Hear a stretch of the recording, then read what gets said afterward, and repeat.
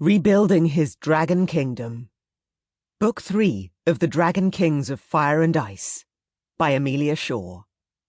Narrated by Bilson. Chapter 1. Cass. I couldn't believe this was now my life. Stavrock and Lucy were out tonight, again, negotiating a new trade agreement near the border between our kingdom and the human world. They were always off doing important things. Things that would improve the lives of our people. And I was left here, holding the babies. Literally. I loved my nephew and his sisters more than anything in the world, but on days like this, I longed to be somewhere else. Anywhere else. The urge to explore new horizons was becoming almost overwhelming. I clenched my jaw and tightened my hands into fists as I strode along the corridor, a walk I could do with my eyes shut. I knew every inch of this palace back to front. The castle had been my home since I was a little girl. When my parents died, my cousin Stavrock had taken me in and raised me like his own. He'd been young then, barely a year on the throne, and yet he hadn't turned me away when I needed him. He'd always treated me like the little sister he never had, far more than simply a cousin.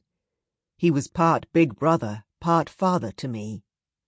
I was lucky to have Stavrock in my life, but lately the walls and ceilings of the castle had begun to press in on me from all sides. I felt like a prisoner in my own home. No matter how far I explored, or which paths I took, I always ended up exactly where I started. That was probably because I wasn't allowed outside the castle walls, had never been, really. At first I'd been deemed too young to leave, but then Stavrock's rule had become even tighter since that fateful day 3 years ago when Lucy had been kidnapped and I'd been hurt in the process. Stavrock had really locked things down after that. I understood why he kept us close. He wanted to keep those he loved safe. But I was turning 21 tomorrow, for crying out loud. I was a woman now. My own person, with my own destiny. I wanted more. I wanted adventure. I needed to know what was out there, beyond our green fields and sleepy village. Most of all, in the heart of my secret desires, I craved one thing.